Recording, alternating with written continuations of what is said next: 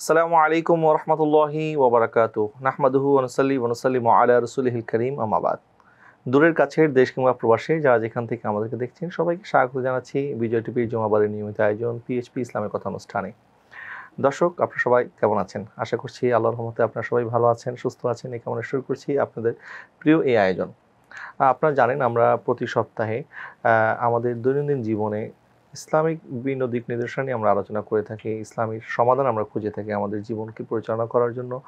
ইসলাম আমাদেরকে যে সমাধান বাতলে দিয়েছেন আমাদের মোহতারাম আলোচক আমাদেরকে সেই দিকেই আলোচনা উপহার দিয়ে থাকেন। তারই ধারাবাহিকতায় আজকে আমরা আলোচনা করব বর্তমানে আমাদের সারা বাংলাদেশ সহ বিভিন্ন জায়গার মধ্যে আমরা যেই প্রাকৃতিক একটি বিপর্যয়ের সম্মুখীন, সেটি হচ্ছে তাপদাহ, অনাবৃষ্টি, খরা মুখোমুখি হয়ে মানুষ গরমে কষ্ট পাচ্ছে। আজকে আমরা আলোচনা করব এই তাপদাহ অথবা খরা অনাবৃষ্টির কারণ এবং করণীয় সম্পর্কে।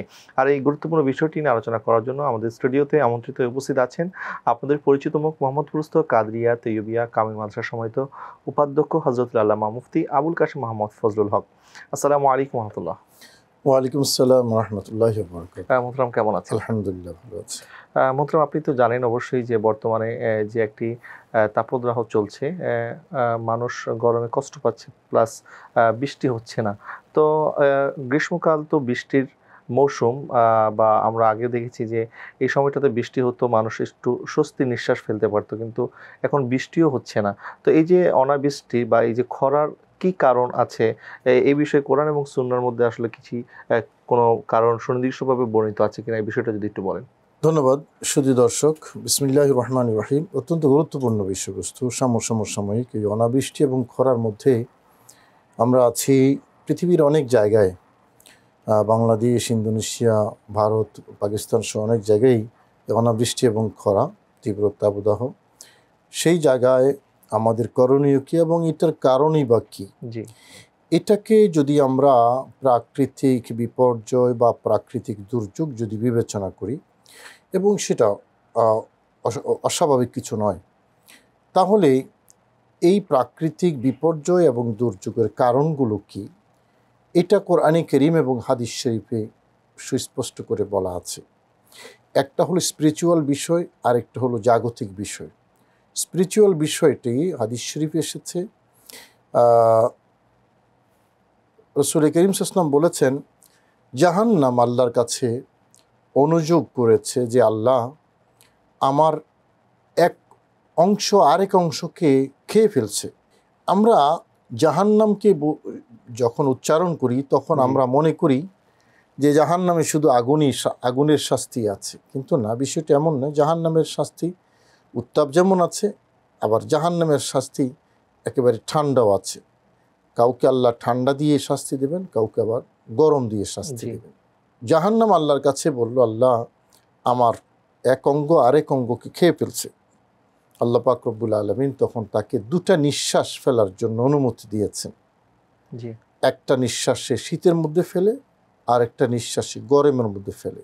এবং নবীজি বলেছেন, এই শীতের মধ্যে জাহান্নামের নিঃশ্বাসে আমরা শীত অনুভব করি, গরমে জাহান্নামের নিঃশ্বাসে আমরা গরম অনুভব করি।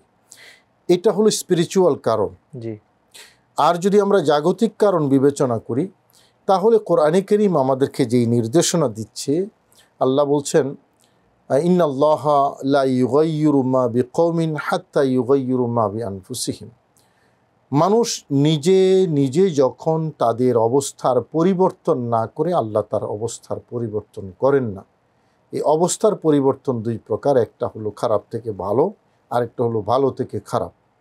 মানুষ তার অবস্থান পরিবর্তন নিজেরা করে, আল্লাহ সেটাকে কি করেন, তাদের অবস্থার উপরে ছেড়ে দেন। এই হলো একটা আয়াত। দ্বিতীয় আয়াত আল্লাহ বলছেন, যহারাল ফাসাদু ফিল বাররি ওয়াল বাহরি বিমা কাসাবাত আইদিন নাস লিয়ুযীকাহুম বা'দাল্লাযী আমিলু লাআল্লাহুম ইয়ারজিউন। জলে এবং স্থলে এই বিপর্যয় ছেয়ে গেছে মানুষের আমলের কারণে। আমি তাদেরকে আংশিক শাস্তি দেব তাদের কৃতকর্মের, যাতে তারা ফিরে আসে।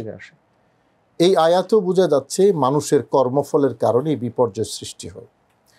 আরেকটি আয়াত আছে, আল্লাহ বলছেন, ওয়ামা আসাবাকুম মিন মুসিবাতিন ফাবিমা কাসাবাত আইদিন নাস। তোমাদের যেই বিপর্যয় মুসিবত তোমাদের কাছে আসে এটা মানুষের কৃতকর্মের ফলাফল।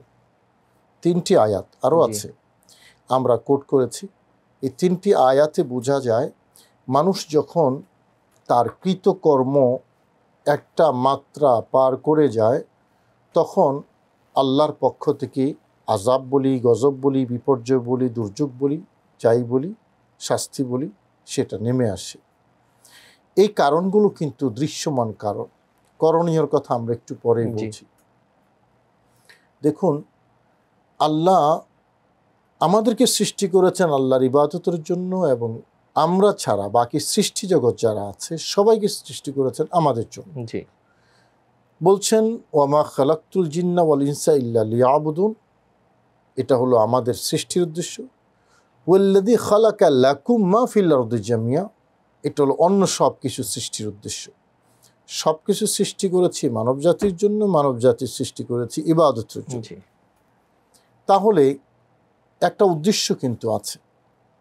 আমাদেরকে সৃষ্টি করেছেন আল্লাহ এই আল্লাহর ইবাদতের জন্য, বাকি সব কিছু আমাদের জন্য, আমাদের উপকারের জন্য। এবং কোরআনে কারীমের অন্য আয়াতে আল্লাহ পাক রব্বুল আলামিন আহকামুল হাকিমিন বলেছেন যে মানুষ কি মনে করে আমি আমার এই বিশাল সৃষ্টি জগৎ বেহুদা সৃষ্টি করেছি? না, এই যে মশা কামড় দিচ্ছে আমাকে, এটাও আমাদের প্রয়োজনে আল্লাহ সৃষ্টি করেছে। জি। মাছি আমাদের প্রয়োজনে সৃষ্টি করেছেন, গাছপালা তরুলতা আমাদের প্রয়োজনে সৃষ্টি করেছেন, পশু পাখি আমাদের প্রয়োজনে সৃষ্টি করেছেন। এই যে সুন্দরবনে মাঝে মধ্যে আমরা দেখি যে পশু নিধন হচ্ছে, সিংহ যা ছিল, বাঘ যা ছিল, নেকড়ে বাঘ, এবং তখন শিরোনাম হয়ে আসে যে তাতে করে পরিবেশের ভারসাম্য নষ্ট হবে। যখন আমরা গাছ কেটে ফেলি তখন পত্রিকার শিরোনাম হয় যে গাছ নিধনে, বৃক্ষ নিধনে পরিবেশ নষ্ট হচ্ছে। তার মানে কি, পৃথিবীটাকে সাজাবার জন্য, জি। মানুষের বাসযোগ্য রাখার জন্য যতটুকু বৃক্ষরাজি প্রয়োজন আল্লাহ তাই দিয়েছেন। এখন আমি নিজের হাতে বৃক্ষ কাটলাম, জি। আর যখন ঝড় তুফান আসে তখন আমি চিল্লাচিল্লি শুরু করলাম, এটা তো হবে না। এই বনায়ন যদি থাকতো, বৃক্ষায়ন যদি থাকতো, তাহলে ওই যে ঘূর্ণিঝড়টা এটা প্রশমিত হতো আস্তে আস্তে আস্তে আস্তে। অর্থাৎ যখন ভারসাম্য নষ্ট হয়ে যায় তখনই আসলে বিপর্যয়গুলি আস্তে আস্তে ডানা মেলতে থাকে। এটাই বিমা কাসাবাত আইদিন নাস। জি। মোহতারাম, আমরা আপনার কাছে আবারও ফিরে আসবো, আমাদের একটু বিরতিতে যেতে হচ্ছে। দর্শক, আপনারা দেখছেন পিএইচপি ইসলামের কথা। সময় হচ্ছে একটি বিজ্ঞাপন বিরতির। ফিরছি কিছুক্ষণ পর, আমাদের সাথেই থাকুন।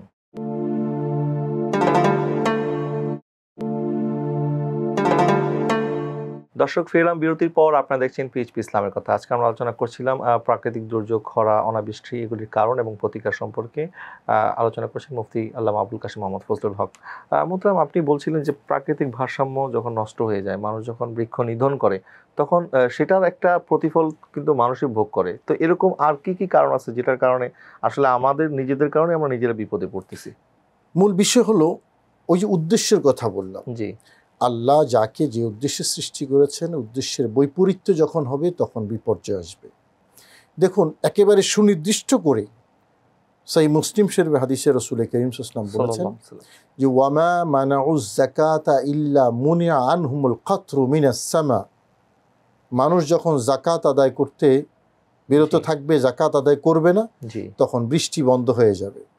ওয়ালাউলাল বাহাইম লামা মুতিরু লামা উমতিরু, যদি এই পশু পাখি না থাকত তাহলে আল্লাহ একেবারেই বৃষ্টি দিতেন না। খরা কখন সৃষ্টি হয়? নবীজি স্পেসিফিক বলেছেন, যখন যাকাত দেওয়া বন্ধ করে দেয় জি। তখন খরা নেমে আসে। এবং সে সকল ক্ষেত্রে তারপরে যে আবার বৃষ্টি আসে, এটা মূলত পৃথিবীতে পশু পাখি, যারা আছে। জীব জন্তু জানোয়ার আছে বলে, কারণ জি। তারা তো নিরপরাধী, জি। তারা তো আর অপরাধ করেনি। এই যে গাছপালা তরুলতা, এরা তো আর অপরাধ করেনি। তা আমাদের অপরাধে তারা কেন কষ্ট পাবে? আল্লাহ তাদের উসিলায় বৃষ্টি নাজিল করেন, সেটা আমরা পরে ভোগ করি। এখন এই যে অনাবৃষ্টি এবং খরা নবীজি যখন নির্দিষ্ট করে দিয়েছেন, বোঝা যাচ্ছে যে আল্লাহর বিধান হলো যাকাত দেওয়া। মানুষ যখন সেই বিধান লঙ্ঘন করে তখন অনাবৃষ্টি তৈরি হয়।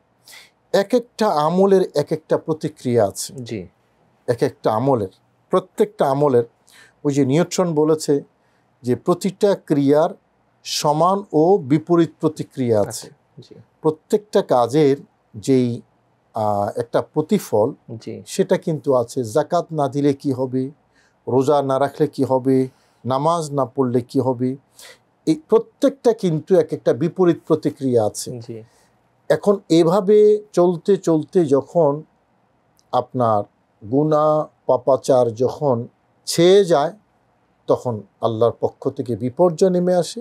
লিউযীকাহুম বা'দাল্লাযী আমিলু, আল্লাহ বলছেন তাদের আংশিক শাস্তি আমি দুনিয়ায় দেব। এই যে আংশিক শাস্তি দুনিয়ায় দেব, এটা কেন বলেছেন? লাআল্লাহুম ইয়ারজিউন, উদ্দেশ্য হলো তারা যেন ফিরে আসে, আবার ফিরে আসে। জি তাহলে আল্লাহ যে মানুষকে শাস্তি দিচ্ছেন, এটার উদ্দেশ্য কি? যাতে সে ফিরে আসে। আসলেই শাস্তিতে মানুষ যখন না পড়ে, মানে কষ্টে যখন না পড়ে, তখন সাধারণত আল্লাহর কথা মনে হয় না। জি একজন মানুষ যখন আরামে থাকে, তখন সে খুব আরামেই থাকে, এটার মধ্যেই ডুবে থাকে। আর যখন অসুস্থ হয়ে হাসপাতালে বেডে যায়, তখন টেলিফোন করে বলে, একটু কোরআন খতম করে দে, একটু মিলাদ পড়াইয়া দে, জি একটু সাদকা করে দে, হুজুর একটু দোয়া করতে বল। কার কাছে? আল্লাহর কাছে। তার মানে হাসপাতালে বেডে গেলে আল্লাহর কথা মনে হয়। আল্লাহ বলেন আমি এই যে একটু এটুক দিয়েছি যাতে তুমি আবার ফিরে আসো। তাওবা মানে ফিরে আসা। জি এই ফিরে আসার জন্যই আল্লাহ আংশিক শাস্তি তাকে দান করেন। জি মানুষের মানে কষ্ট সবটা যে শাস্তি তা কিন্তু নয়। আমি এটা বলছি না জি যে মানুষ কষ্টে বিপদে মুসিবতে যেটা থাকে সবটাই যে আল্লাহর পক্ষ থেকে শাস্তি স্বরূপ তা কিন্তু নয়। কারণ এরকম বালা মুসিবত নবী রসুলদের জীবনও এসেছে। এটা কিন্তু শাস্তি হিসাবে আসেনি, সেটা এসেছে পরীক্ষা হিসাবে, এবং সেই পরীক্ষার পরে ফলাফল এবং মর্যাদা বৃদ্ধির প্রসঙ্গ থাকে। তার মানে এই কষ্টগুলো কারোর জন্য পরীক্ষা, আর কারোর জন্য তার কৃতকর্মের ফলাফল। আমরা যারা গুনাহগার আছি আমাদের জন্য কৃতকর্মের ফলাফল। যখন একথা প্রমাণ হলো যে কারণ হলো আল্লাহর বিধান লঙ্ঘন করা, পাপাচারে জি লিপ্ত হয়ে যাওয়া, এবং একটা সমাজে যখন পাপ যখন বেড়ে যায়, জি জেনা, বেবিচার, বেহায়াপনা এগুলা যখন বেড়ে যায়, তখন আল্লাহর পক্ষ থেকে সেই আযাব আসতে থাকে, আযাবগুলো আসে, প্রাকৃতিক দুর্যোগগুলো আসে, সেই ভারসাম্যহীনতা তৈরি হয়, এবং তখনই আল্লাহ পাক রব্বুল আলামিন অসন্তুষ্ট হন। দেখুন, আমি যে ভারসাম্যের কথা বলছিলাম আর একটু না বললেই নয়। আল্লাহ যে পৃথিবীটাকে সৃষ্টি করেছেন সুন্দর করে, জি পানি দিয়েছেন সুপেয় পানি, তো আমরা এটাকে বুড়িগঙ্গার পানি তৈরি করে নিয়েছি। পানি দিয়েছেন আল্লাহ খাওয়ার জন্য, কুলু আশরাবু, তোমরা পানাহার করো, পান এবং আহার করো, পান করো পানি, আহার করো খাদ্য। এখন পানি দিয়েছেন আল্লাহ, ওয়া ইউরসিলুস সামা আলাইকুম মিদরারা, আসমান থেকে বৃষ্টি নাজিল করেছেন। কিন্তু আমি এখানে এই ময়লা আবর্জনা বর্জ্য নিক্ষেপ করে আমি এটাকে নষ্ট করে দিয়েছি। জি এখন কেউ যদি এই পানি পান করে তাহলে সে অসুস্থ হবে, কবরস্থানে তাকে যেতে হবে। তখন এই পানি তো আল্লাহ দিয়েছেন, এটা কবরস্থানে কেন যেতে হবে? কারণ এটাকে আমি নষ্ট করেছি, ভারসাম্যহীনতা আমি তৈরি করেছি, গাছ কেটে ভারসাম্যহীনতা আমি তৈরি করেছি, এবং তার বিপর্যয় আমি ডেকে এনেছি। বায়ু দূষণ আমি তৈরি করেছি, শব্দ দূষণ আমরা ক্রিয়েট করি। এই যে আমাদের কৃতকর্ম, এটা তো আমি দৃশ্যমান বিষয়গুলো বললাম।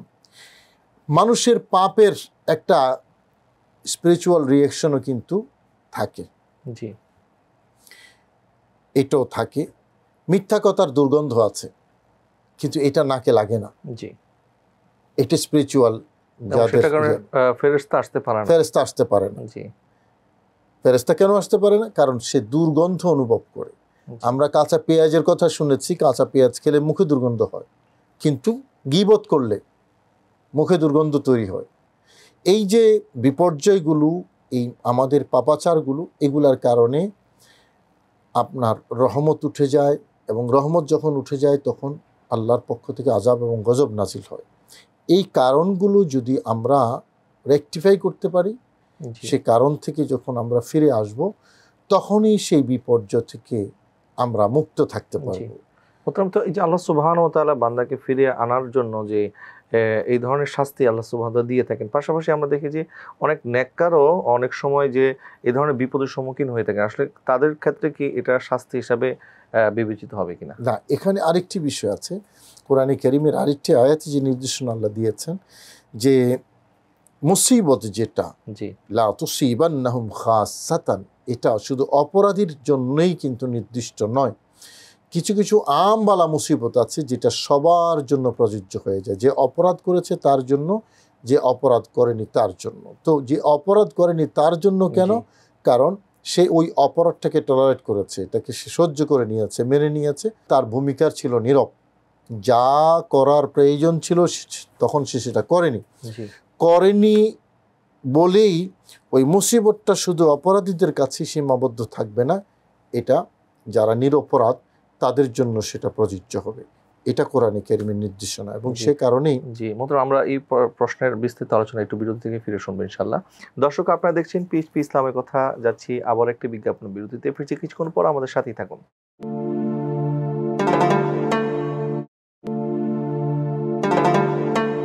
ফিরলাম বিরতির পর। দর্শক, আপনারা দেখছেন পিএইচপি ইসলামের কথা। আজকে আমরা আলোচনা করছিলাম অনাবৃষ্টি, খরার কি কারণ এবং এটা থেকে প্রতিকারের কি উপায়, এই বিষয়ে আলোচনা করছেন মুফতি আল্লামা আবুল কাশেম মোহাম্মদ ফজলুল হক। মোহতারাম, আপনি খুব চমৎকারভাবে বলছিলেন যে যখন কেউ অপরাধ সহ্য করে নেয়, সেটার কারণেও তার উপরে এই ধরনের শাস্তি আসতে পারে। এছাড়া যারা একদমই নিরপরাধ, তাদের উপরে অনেক সময় এই ধরনের বালা মুসিবত আসে, সেই ক্ষেত্রে তাদেরকে নিয়ে আমাদের বক্তব্যটা কি হবে? না, এটা নিরপরাধ ব্যক্তি একেবারেই যদি এই থাকে, আগেই বলেছি এই ধরনের মুসিবত বা বালা যাকে বলা হয়, জি এটা কারোর জন্য শাস্তি স্বরূপ আসে আর কারোর জন্য পরীক্ষা স্বরূপ আসে। জি আম্বিয়ায়ে কেরাম যারা, যেমন হাদিসের মধ্যে এসেছে, নবীজি বলেছেন যে আসাদ্দুন নাসে বালাআন আম্বিয়া, জি মানে পরীক্ষার ক্ষেত্রে সবচেয়ে কঠিন পরীক্ষার মুখোমুখি হন নবী এবং রাসূলগণ। জি এটা হলো তাদের জন্য পরীক্ষা। আর প্রত্যেকটা পরীক্ষার পরেই কিন্তু প্রমোশন, মর্যাদা বৃদ্ধির একটা কি থাকে, প্রসঙ্গ থাকে। জি হযরত ইব্রাহিম আলাইহিস সালামকে আল্লাহ পাক পরীক্ষা করেছেন, কঠিন কঠিন পরীক্ষা, এবং তারপরে আল্লাহ বলেছেন ফাআতাম্মাহুন্না, তিনি সেই পরীক্ষা পরিপূর্ণ করেছেন, পাশ করেছেন, মুখোমুখি হয়েছেন। এবং আল্লাহ বলেছেন ওয়াত্তাখাযাল্লাহু ইব্রাহিমা খলিলা, আল্লাহ ইব্রাহিম আলাইহিস সালামকে বন্ধু বানিয়েছেন। তাহলে যেটা পরীক্ষা হয়, সেই পরীক্ষা, এটা কিন্তু শাস্তি স্বরূপ নয়, বরং এটা তার প্রমোশনের জন্য আল্লাহ পাক রব্বুল আলামিন তাকে পরীক্ষা করেন। জি দৃশ্যত এটাকে মুসিবত মনে হলেও হযরত ইব্রাহিম আলাইহিস সালামের জন্য আগুনের ব্যবস্থা হয়েছে। জি সবাই তো মনে করেছেন যে এটা বালা মুসিবত, কষ্টের একটা কারণ, কিন্তু আলটিমেট রেজাল্ট কি হলো? তিনি উতরে গেলেন, নাজাত পেয়ে গেলেন এবং আল্লাহর বন্ধু হয়ে গেলেন। এটা হলো পরীক্ষা, এটা জি। মুসিবত নয়, এটা তার শাস্তি নয় শাস্তি নয়। কিন্তু। আর যেটা শাস্তি, এটা হলো কৃতকর্মের রেজাল্ট, কৃতকর্মের ফলাফল। মোহতারাম, কিছুদিন আগে আমাদের দেশেও এরকম একটি ঘটনা ঘটেছে যে একটি বজ্রপাতে একজন মসজিদে ইমাম মারা গেছেন। তো এটা নিয়ে সামাজিক যোগাযোগ মাধ্যমে অনেকে অনেক ধরনের মন্তব্য করছেন। তার মধ্যে বেশিরভাগ মন্তব্য ছিল যে ওই ইমামের গুনাহের কারণে আল্লাহ পাক শাস্তি স্বরূপ তাকে এই শাস্তি দিয়েছেন। আসলে এই ধরনের মন্তব্য করাটা কতটুকু যৌক্তিক, বা যারা এই ধরনের অবস্থার সময় ট্রল করে, এই ট্রলকারীদের ব্যাপারে আপনার বক্তব্য কি? দেখুন, এগুলো তো গায়েবী মন্তব্য, কিছু ফেসবুকে দিয়ে দিল আর গায়েবী মন্তব্য করলো, সে গুনাহ করেছে। এখন সে গুনাহ করেছে তুমি কিভাবে জানো? এই যে মন্তব্যগুলো, সেই মন্তব্যগুলোই এটল উচিত না। কারণ আমি যা জানি না, কোরআন বলছে ওয়ালা তাকফু মা লাইসা লাকা বিহি ইলম, যে ব্যাপারে তোমার ইলম নাই, জানা নাই, সে ব্যাপারে তুমি কিছু বলিও না, জি মন্তব্য করিও না। এখন ওই ব্যক্তি আসলে পাপের কারণে তার এই বজ্রপাত হয়েছে, নাকি আল্লাহর সেটা লিখে রেখেছেন, এটা তো আমি জানি না। এখন আমি গায়েবী মন্তব্য করে দিলাম, এটা কিন্তু গুনাহের কাজ। একজনের প্রতি এরকম একটা অপবাদ নিক্ষেপ করা। জি সহি মুসলিম তিরমিজি শরীফের হাদিস, জামে তিরমিজির হাদিস, নবীজি বলেছেন, ইয়া মাশারা মান আসলামা বিলিসানিহি ওয়ালাম ইফদিল ঈমানু ইলা কলবি লা তুজিল মুসলিমিন ওয়ালা তাতাব্বাউ আওরাতিহিম। হে যারা মুখে ইসলাম স্বীকৃতি দিয়েছ, এখনো কলবের মধ্যে ঈমান জমে যায়নি, তোমরা মুসলমানদেরকে কষ্ট দিও না এবং মুসলমানদের জন্য অহেতুক সমালোচনা করো না, তাদের গোপন জিনিস অনুসন্ধান করো না। ফাইন্নাহু মান তাতাব্বা আওরাতা আখিহি তাতাব্বা আল্লাহু আওরাতাহ। কেউ যদি তার মুসলিম ভাইয়ের গোপন জিনিস অনুসন্ধান করে, আল্লাহ তার গোপন জিনিস অনুসন্ধান করবেন। আর ওমান তাতাব্বা আওরাতাহু ইয়াফদাউহু ওয়ালাউ কানা ফি বাইতিহি।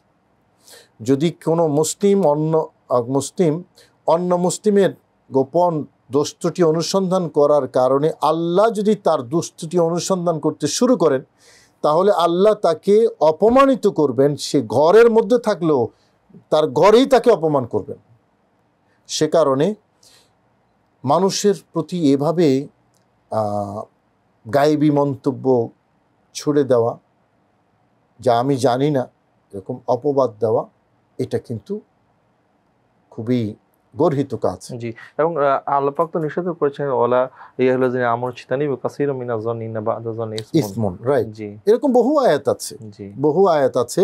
এবং এরকম মিথ্যা অপবাদ দেওয়া, জি এটাও গুনাহ, এটা জি গুনাহের কাজ। জি ধারণা করে কিছু বলা, জি এটা ইন্না বা'দা যান্নি ইসমুন, আল্লাহ বলেছেন এটা গুনাহের কাজ। গুনাহের কাজ। সুতরাং এই পর্যায়ে আপনার কাছে একটু জানতে চাই, এই যে তাপদ্রাহ চলছে বা গরমের মধ্যে মানুষ কষ্ট পাচ্ছে, এখান থেকে প্রতিকারের কোনো উপায় কোরআন এবং সুন্নাতে বলা আছে কিনা? জি, নিশ্চয়ই আছে। রাসূল করিম সাল্লাল্লাহু আলাইহি ওয়াসাল্লাম এই সকল ক্ষেত্রে ইস্তিগফার করতেন, দোয়া করতেন আল্লাহর দরবারে। দুআউল ইস্তিসকা বলা হয় এটাকে, জি পানি পাওয়া মানে বৃষ্টি বর্ষণের জন্য দোয়া করা। কোরআনে কারীমের সূরা নূহে আল্লাহ বলছেন, ফাকুলতু ইস্তাগফিরু রাব্বাকুম ইন্নাহু কানা গাফফারা। আমি তাদেরকে বলেছি তোমরা ইস্তিগফার করো, আল্লাহ গফফার। ইউরসিলিস সামা আলাইকুম মিদরারা। তোমরা যদি ইস্তিগফার করো তাহলে আল্লাহ পাক রব্বুল আলামিন তোমাদের উপরে মুষলধারে বৃষ্টি নাজিল করবেন। তাহলে ইস্তিগফার তার বিপরীতে বৃষ্টি নাজিল হওয়া, একেবারেই সুনির্দিষ্টভাবে আমাদের করণীয় আল্লাহ বলে দিয়েছেন। জি বৃষ্টি পাওয়ার জন্য আমাদের যা করণীয় তা হলো তাওবা এবং ইস্তিগফার করা। অন্য আয়াতে দুটার কথাই আছে যে ইস্তাগফিরু রাব্বাকুম সুম্মা তুবু ইলাইহি ইউরসিলিস সামা আলাইকুম মিদরারা। তোমাদের দায়িত্ব হলো তাওবা করা, ইস্তিগফার করা, তাহলে আল্লাহ তোমাদের উপরে বৃষ্টি নাজিল করবেন। আসমান থেকে বৃষ্টি নাজিল করার, বৃষ্টি আসার এই হলো অব্যর্থ একটা কাজ আমাদের জন্য, যে বেশি করে ইস্তিগফার করা। ইস্তিগফারের প্রশ্ন যখন আসে তখন ওই পাপ কাজের থেকে ক্ষমা চাওয়ার কথা আসে। এই আয়াতও বোঝা যায় যে অনাবৃষ্টি, খরা, জি তাপদাহ এটা গুনাহের কারণে, মানুষের পাপাচারের কারণে জমিনে নাজিল হয়। এবং যখন এই পাপাচারের কারণে তাপদাহ সৃষ্টি হয়, তখন আল্লাহর কাছে সে গুনাহ থেকে বিরত থেকে অপরাধ ক্ষমা চেয়ে আল্লাহর কাছে ইস্তিগফার করা। জি অপরাধ ক্ষমা চেয়ে, তার মানে অপরাধের কারণে খরা, অপরাধ ক্ষমা চাইলে আল্লাহ খুশি হয়ে বৃষ্টি নাজিল করবে। জি মোহতারাম, আমাদের আরো কি কি করণীয় আছে বিষয়ে আমরা বিস্তারিত আরো আলোচনা শুনবো আপনার কাছ থেকে। একটু বিরতিতে যেতে হচ্ছে। দর্শক, আপনারা দেখছেন পিএইচপি ইসলামের কথা। যাচ্ছি আবার একটি বিজ্ঞাপন বিরতিতে, ফিরছি কিছুক্ষণ পর, আমাদের সাথেই থাকুন।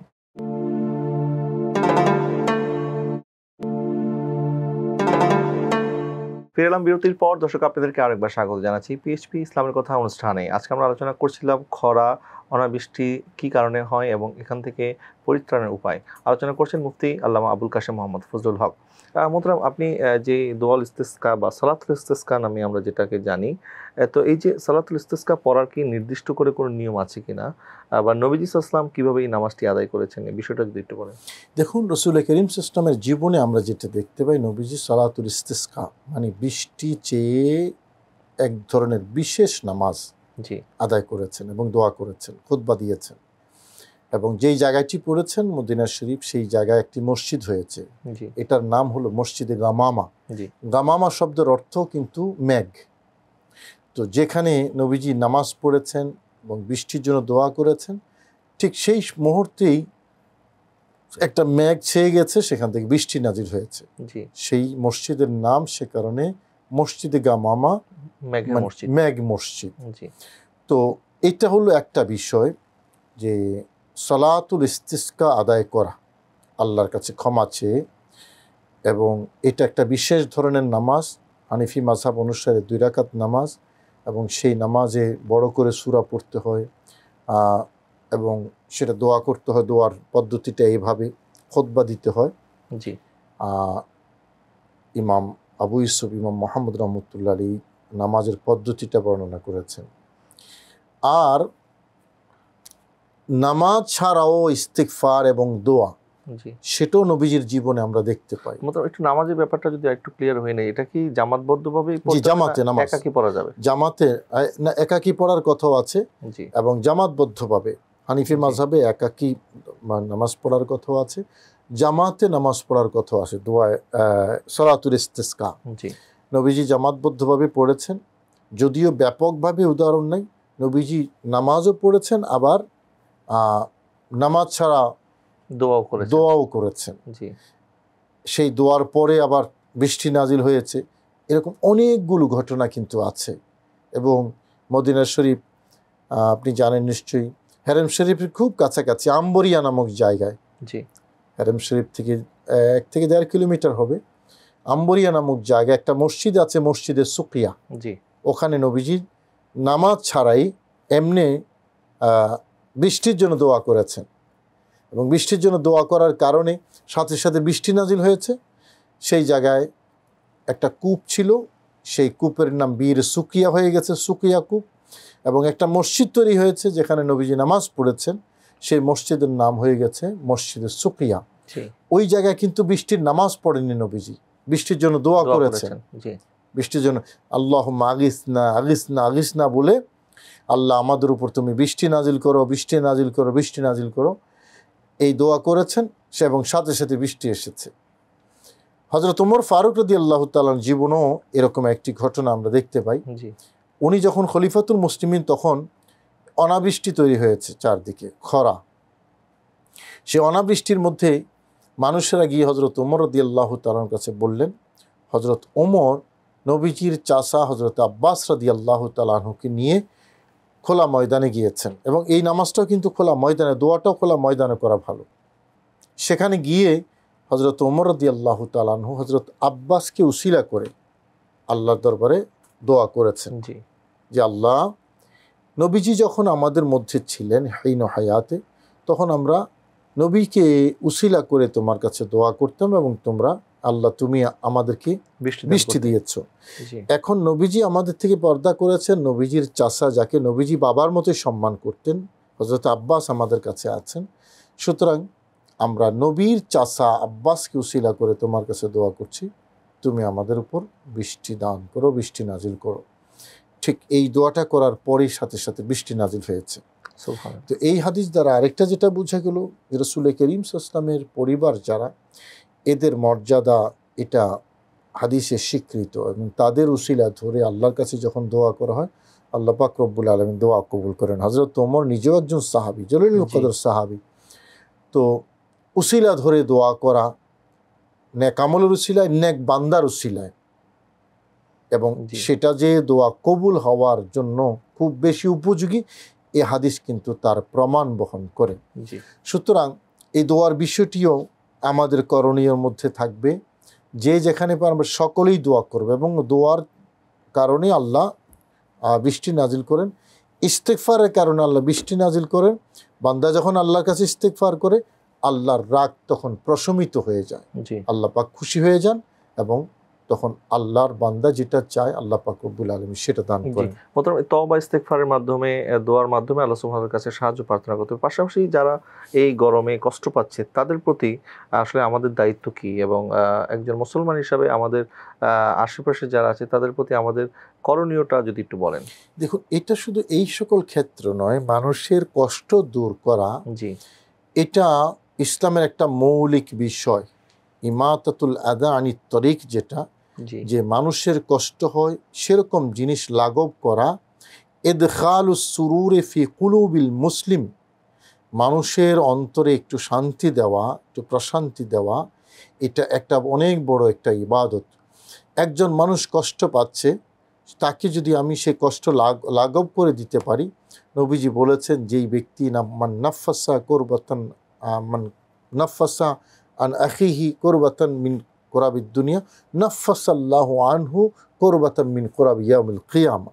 কোনো ব্যক্তি এরকম যদি বিপদ মুসিবত তার কষ্টটা লাঘব করে দেয়, আল্লাহ পাক এই ব্যক্তিকে কিয়ামতের দিন কষ্ট থেকে মুক্ত রাখবেন। যারা এই তীব্র খরাতে কষ্ট পায়, বিভিন্নভাবেই কষ্ট পেতে পারে, যারা ক্ষেত খামারে কাজ করে, বিভিন্ন উন্মুক্ত জায়গায় যারা কাজ করে, শারীরিক পরিশ্রম যারা করে, রিক্সা চালায়, ইট ভাটায় কাজ করে, খাত খামারে কাজ করে, প্রথম বিষয় হলো এই শ্রমিক যারা কাজ করে রোদের মধ্যে খরার মধ্যে, তাদের প্রতি আমাদের একটু সদয় হওয়া। মনে করেন যারা জমিদার আছে, আমি তাদেরকে মানে শ্রমিক যারা কাজ করে তাদের শারীরিক বিষয়টা একটু লক্ষ্য রাখা, তাদেরকে পানি একটু শরবত দেওয়া, এবং কাজের সময়টা একটু শিফট চেঞ্জ করে মাঝখানে যখন বেশি রোদ পড়বে তখন একটু কি করা, বিশ্রামের ব্যবস্থা করা এবং উপযুক্ত খাবার পরিবেশন করা। রাস্তায় পথচারী যারা আছে, অনেক গরিব মানুষ, ছিন্নমূল মানুষ রাস্তায় পড়ে থাকে, তারাও কষ্ট পায়। আমরা যদি সেখানে তাদের একটু এই কষ্টটা লাঘব করতে পারি, এটাও একটা বড় ইবাদত, খেদমতুল খালক যেটা হয়ে থাকে। অর্থাৎ এটা তো আর সুনির্দিষ্ট ক্রাইটেরিয়া বলা যাবে না যে একে শরবত দেন, একে খাবার দেন। যার যদ্দূর কষ্ট, আপন আপন জায়গা থেকে সে কষ্টটা লাঘব করা, এটা যদি আমরা সে দায়িত্ব অনুভব করি তাহলে আমাদের ইবাদত। জি, আপনাকে অনেক অনেক ধন্যবাদ মোহতারাম আপনার সুন্দর আলোচনা করার জন্য। জাযাকাল্লাহ। দর্শক, আমরা জানলাম যে আসলে আমাদের পাপের কারণে, গুনার কারণে আল্লাহ সুবহানাহু ওয়া তাআলা যখন রাগান্বিত হন, তখনই আল্লাহ সুবহানাহু ওয়া তাআলা এই ধরনের আযাব আমাদেরকে দিয়ে থাকেন। এখান থেকে ফিরার একমাত্র উপায় হচ্ছে তওবা ইস্তেগফার এবং আল্লাহর দরবারে বারবার দোয়া করা, কান্নাকাটি করে চোখের পানির মাধ্যমে আল্লাহ সুবহানাহু ওয়া তাআলার কাছে আমাদের গুনাহগুলি ক্ষমা চাওয়া। আল্লাহ সুবহানাহু ওয়া তাআলা যেন আমাদেরকে এই ধরনের বিপর্যয় থেকে হেফাজত করেন। আমিন। সকলে ভালো থাকবেন, সুস্থ থাকবেন। পিএইচপি ইসলামের কথার আগামী পর্ব দেখার আমন্ত্রণ জানিয়ে আজকের মতো বিদায় নিচ্ছি। আসসালামু আলাইকুম ওয়া রাহমাতুল্লাহি ওয়া বারাকাতুহু।